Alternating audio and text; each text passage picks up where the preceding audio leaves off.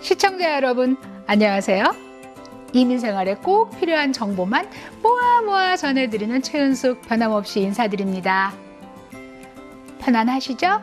여러분, 건강 지키시고 편안하게 하시는 게 사실 지금 요 순간을 사는 우리한테 가장 중요합니다. 항상 주의하시고요. 마스크 잊지 마시기를 바라면서 모아톡 시작하겠습니다. 오늘 여러분이 기다리시던 분 한 분 모셨습니다. 귀넷, 이젠 관광청이 아니에요. 그동안 귀넷 관광청이라는데 귀넷 카운티에서 공무원으로 재직하고 있는 세라박과 함께 하겠습니다. 안녕하세요. 안녕하세요. 관광청이 아니면 무슨 청이에요, 이번에는? 행정부가 될 것 같아요. 행정부. 이해하시기 편하게는. 네. 행정청은 아니라 행정부. 네. 왜냐하면 귀넷 관광청에서 그동안 우리 한국을 알리는 데에도 굉장히 힘을 많이 썼었는데 이제 옮겨가면 좀 아쉽다라는 부분이 생기는 건가요? 아니요, 제가 Soul of the South, 남부의 서울 투어는 계속해서 제가 그 프로젝트는 시작을 했기 때문에 네. 계속 유지를 하기로 했고요. 이제 행정부서에서도 저희 뭐 커미셔너 분들이나 다른 공무원 수장님들도 관광청 프로젝트에 많이들 생각을 갖고 계시기 때문에 제가 겸해서 하는 부분에 있어서는 감사하게도 잘 이게 연계가 된 것 같아요. 아, 그러면 오히려 할 수 있는 일이 많아졌다. 네. 그렇게 생각이 되는데, 자, 오늘 이 자리에 모신 이유가 사실 센서스와 투표, 우리 그 선거에 대한 얘기를 좀 더 요약해서 들어보자. 이런 의미가 있는데, 네. 세라박 씨가 이 출연하기 전에 이제 이런 날짜를 줬는데 이 날짜가 막 급변을 하고 있단 말이에요. 예. 일단 센서스에 대한 그 날짜 요약을 좀 해줘 보세요. 현재 날짜들이 계속 급변하고 있고, 그렇죠. 하지만 마지막 최종적 어제 저녁까지 나온 날짜는 10월 5일까지였어요. 그러니까 이제 방송이 되는 시점에서는 이제 지난 월요일 저녁에 발표가 된 게 10월 5일이 마지막이다라고 했단 말이에요. 네. 근데 그 전까지는 9월 말이었다가 다시 10월 말이었다가 다시 10월 5일이 됐어요. 네.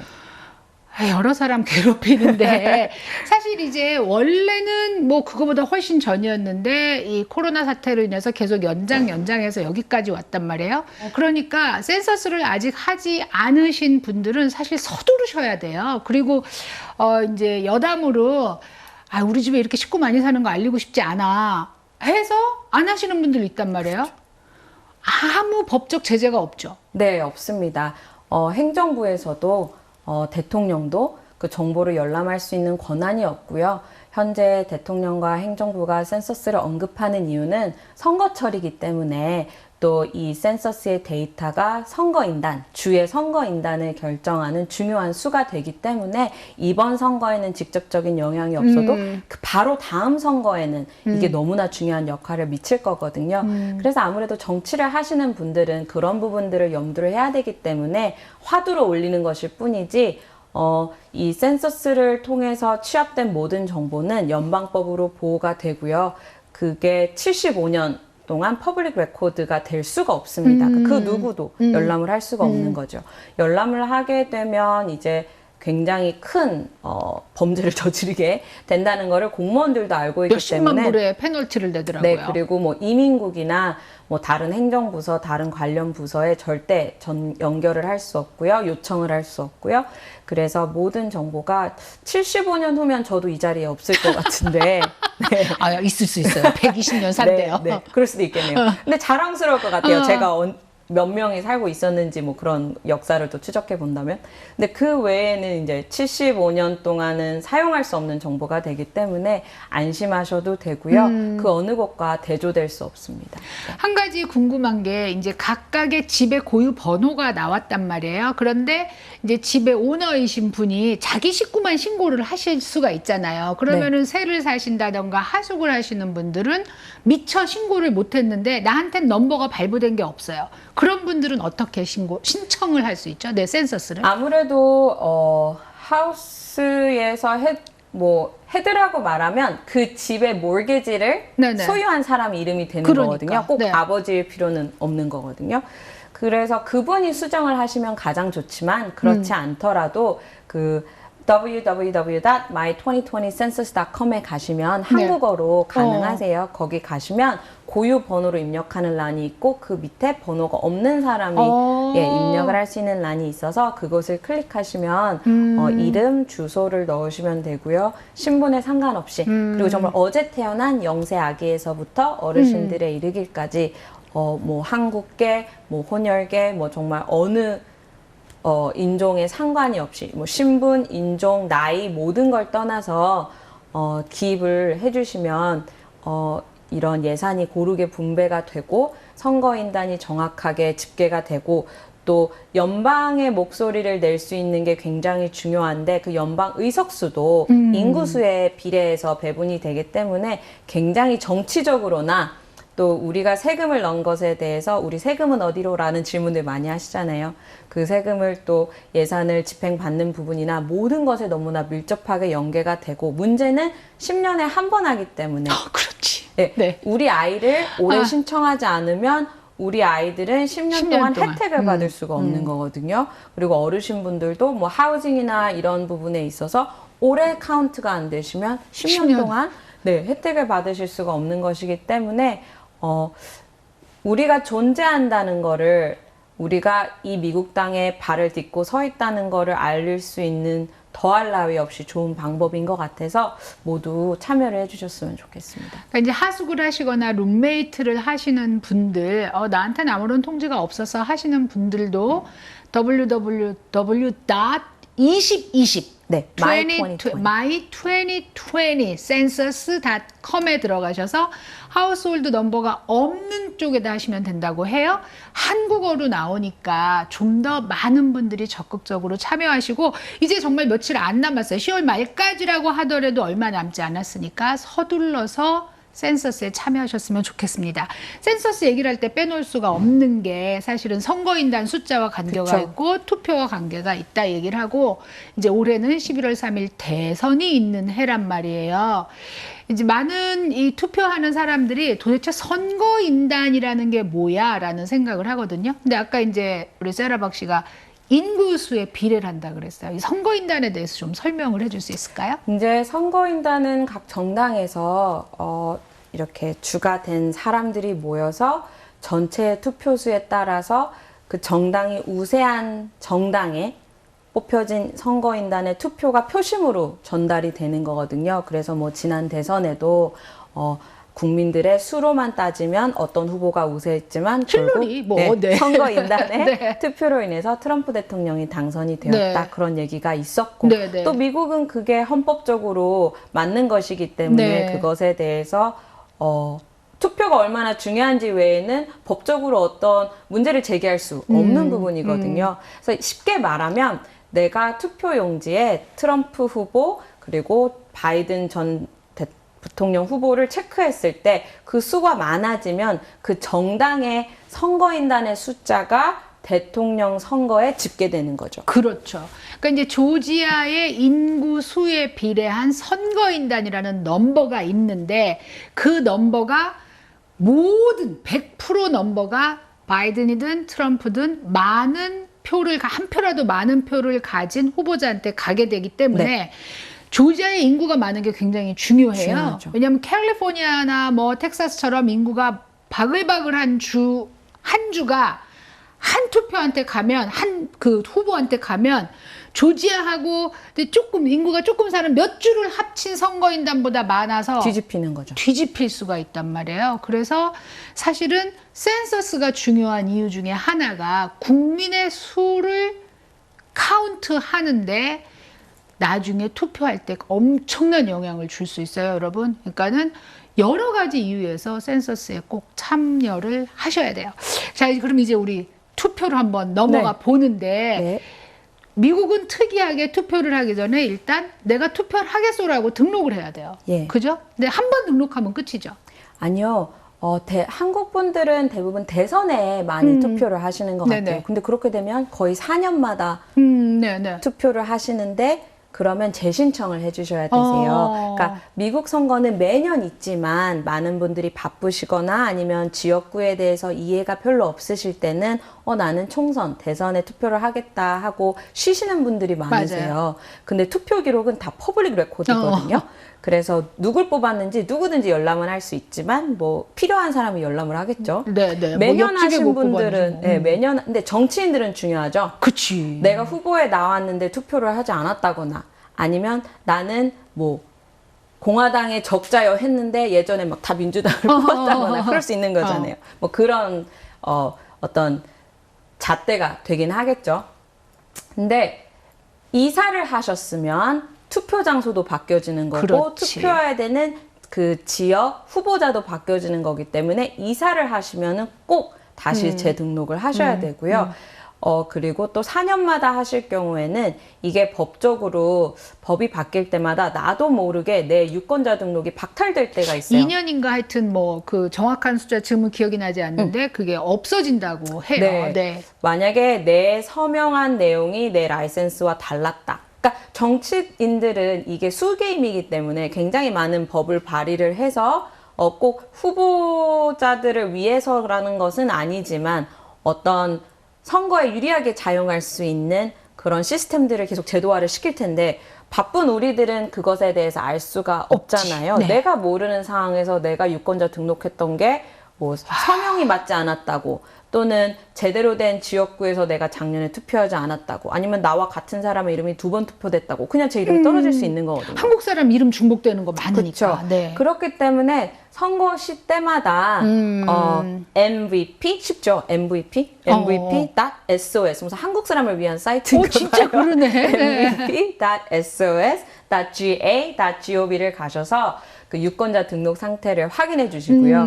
이사하셨으면 주소를 업데이트 해 주시고요. 그러면 투표소 내 지역에 내가 투표해야 되는 그 지역구 후보들 그리고 그런 그 직책들이 다 나열이 되어 있어요. 네. 그래서 확인을 하실 수가 있고요. 정말 나는 5분 거리로 옮겼는데 라고 하지만 이 선거 지역구가 굉장히 다르고요. 그러니까 미국이 주마다 지역마다 달라서 이게 그 지역을 최대한 돕기 위해서라고 했지만 시민들의 입장에서는 좀 이해하기가 어렵거든요. 맞아. 시관할 지역이라고 해도 그게 선거 지역으로 다 갈리고요. 그러니까 같은 시에서 투표할 수 있는 예를 들면 주 하원이 다 다른 거예요. 그러니까 1지구, 2지구 이렇게 나누잖아요. 네.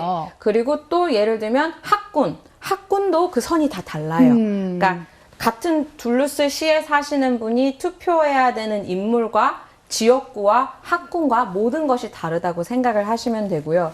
또 예를 들면 같은 시에 살고 있는데 어떤 지역구이냐에 따라서 어떤 분들은 카운티에 속해 있어서 카운티의 서비스를 받으시고 어떤 분들은 똑같은 경찰 병력 서비스를 시에서 받으시고 그래서 이런 여러 가지 변수가 있기 때문에 아무래도 5분 거리로 이사를 하셨어도 또 한인분들은 한인타운 좋아하셔서 네네. 주변에서 이사하시잖아요. 네네. 그래도 유권자 등록을 다시 한번 확인하시는 게 언제나 중요합니다. 등록되지 않으면 투표하지 못합니다, 여러분. 일단 유권자 등록을 먼저 하시는 게 중요합니다. 잠깐 쉬고 와서 이제 본격적으로 투표 이야기를 한번 나눠보도록 하겠습니다. 모아모아톡 오늘은 귀넷 카운티 우리 한인들이 많이 사는 귀넷 카운티 행정부에서 일하고 있는 세라박과 함께하고 있습니다. 일부에서는 이제 센서스에 대한 얘기 많이 나눴고 이제 투표에 대한 얘기를 하려고 그러는데 쉬는 시간 동안 세라가 하나 정정해줬어요. 모든 그 거버먼트에 해당되는 웹사이트는 끝이 gov로 끝난다. 컴 아니다. 자막으로 저희가 보내드리도록 하겠습니다. 자, 이제 유권자 등록을 했어요. 그러면은 투표를 해야 되는데 특별히 올해는 지금 우편 투표에 대한 얘기를 굉장히 많이 하고 있어요. 네. 그래서 우편 투표에 대한 얘기를 먼저 설명을 좀 부탁해요. 네, 이제 조지아 같은 경우는 10월 5일, 사우스캐롤라이나는 10월 4일, 뭐 그 외에 주는 알라바마를 제외하고는 10월 9일 또 알라바마가 10월 19일 굉장히 날짜가 많이 네네. 남았더라고요.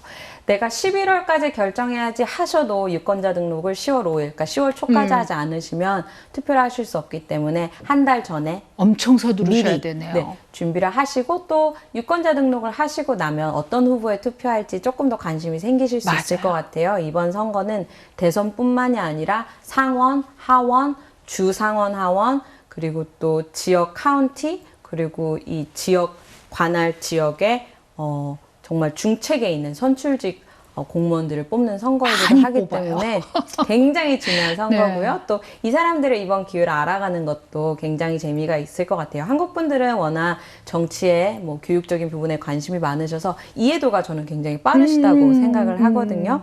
하지만 또 아쉬운 점은 귀넷과 풀톤이 다르듯이 조지아와 알라바마가 다르고 또 이런 부분이 있어서 정보를 공유하실 때 생각을 서로 한번 하시고 공유하시는 게 좋을 것 같고요. 하지만 조지아 내에서는 아까 말씀드렸던 mvp.sos.ga.gov를 가시면 유권자 등록에서부터 선거 지역구 후보자들을 다 확인하실 수가 있게 됩니다. 이제 우편 투표도 그 사이트에서 신청을 해주셔야 되는데요. 아무래도 현재 팬데믹 상황이기 때문에 투표소에서 밀집되는 것들에 대한 우려가 있으실 수 있다고 생각을 해요. 그러면 우편 투표지를 그 사이트에 가셔서 신청을 하시면 이게 굉장히 헷갈리실 수가 있는데 뭐 캘리포니아 같은 경우는 집에 그냥 다 와요. 네. 그리고 이번에 조지아도 많은 정치인들이 그런 쪽으로 해보려고 노력을 했지만 시기가 좀 모자랐죠. 그래서 조지아 같은 경우 특히 귀넷은 신청을 하셔야 됩니다.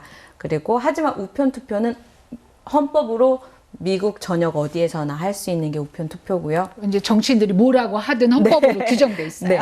그래서 우편 투표를 이제 신청을 하느냐, 집에서 받아보느냐의 차이인데요. 신청을 하셔도 한 2, 3일이면 이게 업데이트가 되고요. 집으로 한 일주일 좀 넘어서 도착이 되기 때문에 받으셔서 그 받으신 봉투까지 다 같이 동봉이 되어서 와요. 그러면 투표를 하시고 그 봉투에 넣어서 조지아 같은 경우, 특히 귀넷 같은 경우는 풀톤, 뭐 캅카우니 같은 경우는 투표소에 가시면 사전 투표소에 가시면 더 좋겠죠. 그치. 네. 네. 10월 12일부터 사전 네. 투표가 시작이 되는데요. 사전 투표소에 가시면 우편함처럼 생긴 우편함이 있어서 거기에 집어 넣으시면 되고요. 제가 계속 캘리포니아를 불화하는 이유는 100여 개가 넘는 우편함이 네, 골목골목에 있어요. 네, 관공서에 막 다 있어요. 그리고 신청서도 그냥 관공서에 가서 신청하면 되거든요. 물론 주마다 가장 좋은 행정령들을 뭐 미국이 전체가 시행을 하면 좋겠지만 또 자체적인 것, 자치적인 것을 준수하느라 다른 거기 때문에 다른 사람들이 오나? 이렇게 생각하지 마시고 우리 한인 언론분들 너무나 정확한 정보 잘 전달해주고 계시기 때문에 그런 정보들을 확인하시고 아니면 웹사이트를 확인하셔서 신청을 하신 후에 집으로 우편 배달이 되면 신청을 하셔서 바로 보내시면 됩니다. 뭐 따로 우표를 붙이신다거나 그러실 필요 없고요. 그리고 만약에 실수를 하셨다. 그러면 안타깝지만 다시 신청을 하셔야 되고요. 안 그렇게 되면 무효가 되기 때문에 다시 신청을 해주시면 좋을 것 같습니다. 그러면 그 동봉된 것을 우편함에 넣어주셔도 되고 아니면 사전투표일에 사전투표소에 가셔서 그 함에 넣으신다거나 아니면 투표일에 넣어주셔도 되고 이제 그런 우편함은 줄이 없거든요. 뭐 운전하다가 이렇게 넣어도 되고 조금만 내려서 걸어가서 넣으셔도 되는데 뭐 그런 것들 확인하시면 좋겠고 만약에 일주일 열흘이 지났는데 안 왔어. 안 온다. 네. 안 온다 하시면 사전 투표소를 또 확인하시는 것도 추천을 합니다. 제가 뭐 이번 경선 때도 뭐 사전 투표소, 뭐 우편 투표를 다 경험을 해봤고 당일날도 투표를 해보고 이렇게 해봤는데 그렇게 기다리지 않아도 되더라고요. 좋은 건 아닌 것 같지만. 근데 나는 사전 투표를 사실 굉장히 적극적으로 말씀을 드리는 게 투표 당일날은 오래 기다릴 수 있어요. 네. 이제 사람들이 이렇게 라스트 미닛인 사람들이 세상에 그쵸. 생각보다 많아서 저 2시간 기다린 적 있어요. 예. 근데 사전 투표는 가면 정말 뭐 한 서너 명만 기다리면 바로 할 수가 있고 굉장히 사전 투표소는 또 여러 군데가 있어요. 당일 투표는 그게 잘 제한이 있는데 사전 투표는 여러 곳에 할 수 있어요. 사실 투표 얘기를 이렇게 하면서 저도 헷갈리고 많은 분들이 헷갈리세요. 왜냐하면 뭐 일단 유권자 등록을 해야 되지, 또 뭐 우편 투표를 보내라고 등록을 해야 된다 그러지, 우편 투표를 받아야 된다 그러지. 그런 거 다 힘드신 분들이 있어요. 이제 영어로 다 해야 되고. 그럴 때는 그냥 내가 등록이 돼 있다 하시면 사전 투표소. 사실 이 우리 카운티 안에 라이브러리 이런 데가 다 사전 투표소잖아요. 가셔서 10월 12일부터 그냥 가서 찍고 오세요. 그리고 특별히 이제 이번은 대통령 선거에 선거인단을 표시하는 거잖아요. 근데 이제 이렇게 말씀드리면 너 너무 노골적이야 이럴 수도 있는데 이런 거 있어요.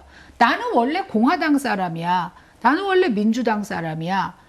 그런데 대통령은 저 사람이 안 됐으면 좋겠어. 네네. 나는 공화당인데 이 사람은 대통령이 싫어. 나는 민주당인데 민주당 후보는 싫어.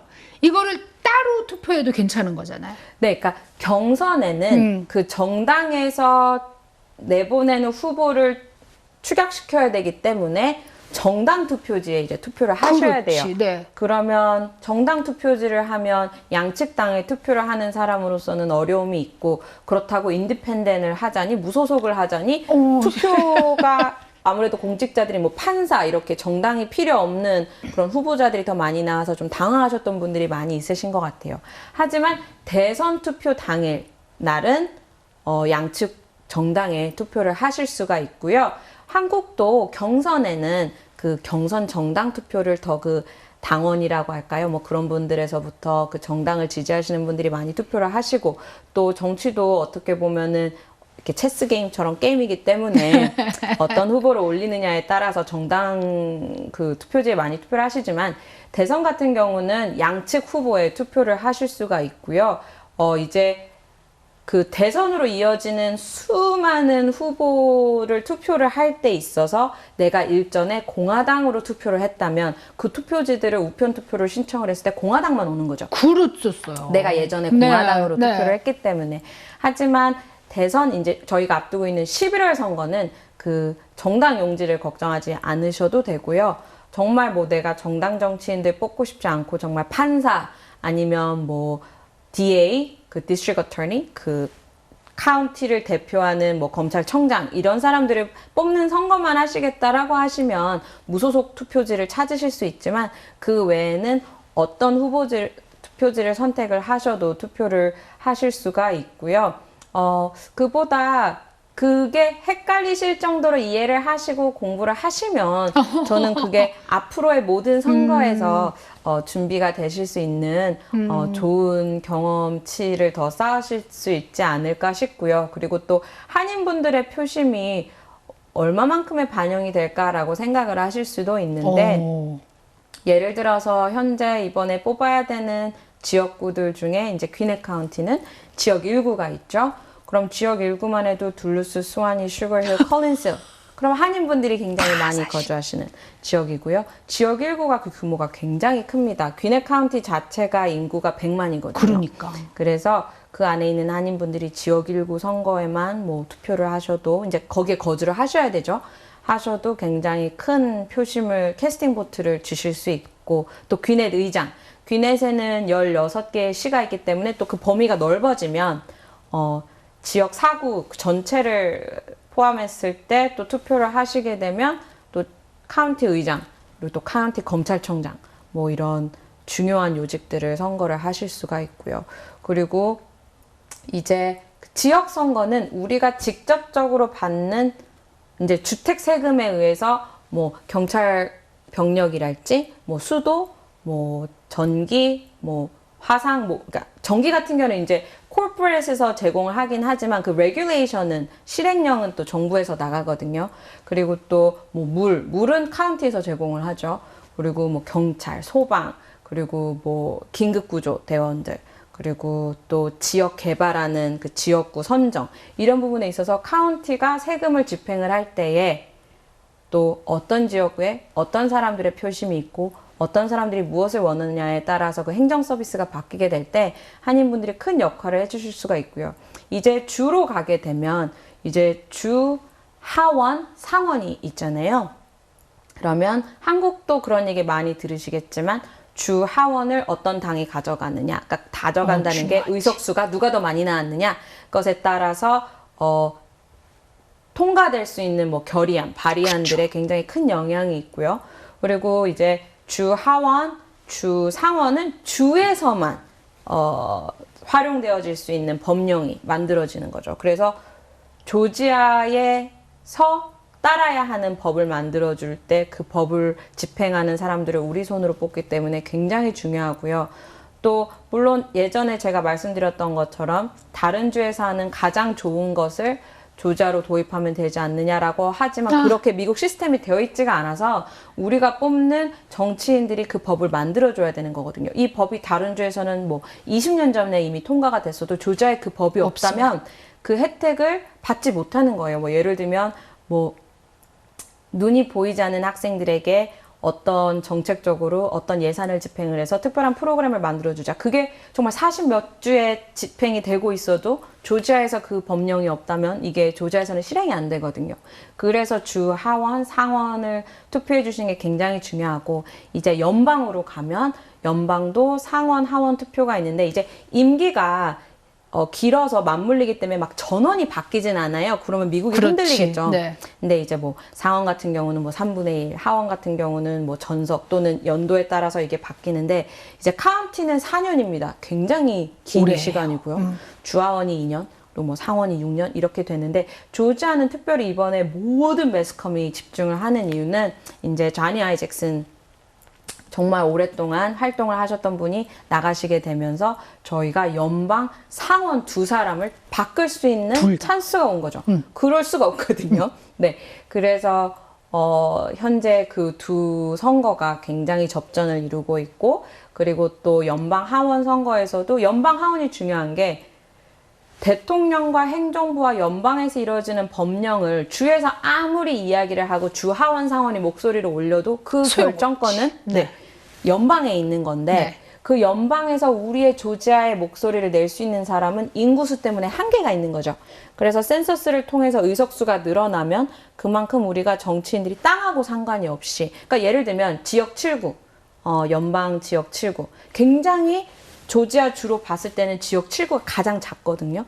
근데 이게 배석이 됐던 이유는 그 안에 있는 인구수, 밀집도 그리고 표심과 센서스를 보여줬던 그 존재, 그런 힘이 반영이 돼서 그런 편성이 되는 건데 이제 센서스가 끝나면 이 지역구 그 연방 의석수를 또 다시 한번 편성을 하게 돼서 그 어느 때보다 중요하고요. 그러면 우리가 연방의 그런 방향과 목소리를 바꿀 때 우리의 정치인들이 그 소리를 내려면 우리가 그들을 뽑아서 올려야 되는 거잖아요. 주 상원, 하원도 중요하지만 연방 상원, 하원이 굉장히 중요합니다. 한국과 안보, 국제정치, 뭐 교육 이 모든 것을 포괄하는 정치를 결정을 할 때에 그 목소리를 낼 수 있는 사람을 뽑는 거기 때문에 연방, 하원, 상원 후보가 그렇게 중요하고 그리고 아직 한인으로는 그 하원, 상원에 한 명밖에 들어가 있지 않잖아요. 그래서 또 항상 한인의 권익을 대표하고 지역의 권익을 대표하는 것도 있지만 연방으로 나갈 때는 이제 한국의 그렇죠. 목소리도 어필할 수 있는 정치인들이 올라가야 되는 거기 때문에 우리가 아무리 친한파 정치인들을 만들어내고 무조건 중요하지만 또 한인 정치인들을 올린다고 하나 그 표심의 목소리가 전달이 돼야 되는 거기 때문에 그 어느 때보다 연방 선거에도 많은 분들이 관심을 가져주셨으면 좋겠고 요즘에는 또 동남부에 있는 한인 커뮤니티와 또 한인분들의 목소리를 후보자들이 들으려고 하는 그런 움직임들이 일어나고 있어서 굉장히 좋은 현상이라고 생각합니다. 사실 이제 세라 박씨가 이렇게 여러분들을 설득하기 위해서 지금 뭐 조그만 카운티부터 스테이트 연방까지 설명이 굉장히 많았어요. 들으면서 약간 더 헷갈리는 부분들이 있는 게 내가 그 많은 사람을 어떻게 알고 투표해 이런 부분들이 그렇죠. 있는 건 사실이에요. 그럼 가셔서 그냥 나는 민주당만 할래, 나는 공화당만 할래. 그렇지만 대통령은 분명히 뽑아주셨으면 좋겠고요. 중요한 건 투표를 하는 거예요. 그 사람들을 이해하든 못하든 상관없이 투표를 일단 하셔서 내가 투표하는 사람이라는 거를 보여줄 수 있는 그런 대선이 됐으면 좋겠습니다. 네. 오늘 세라 박씨 너무 감사드리고요. 감사합니다. 투표하기 전에 한 번 더 이런 시간 가졌으면 좋겠어요. 네, 언제든지 네. 불러주십시오. 네, 감사합니다. 감사합니다. 시청자 여러분, 팬데믹 때문에 여러 가지 불편한 일들이 많습니다. 특별히 유권자 등록이나 투표에 있어서도 예년보다 훨씬 참여율이 적지 않을까 걱정하는데요. 이럴 때일수록 우리 한인의 힘을 보여주는 그런 시간이 되었으면 좋겠습니다. 자, 편안한 밤 되시고요. 다음 시간에 찾아뵙겠습니다. 안녕히 계세요.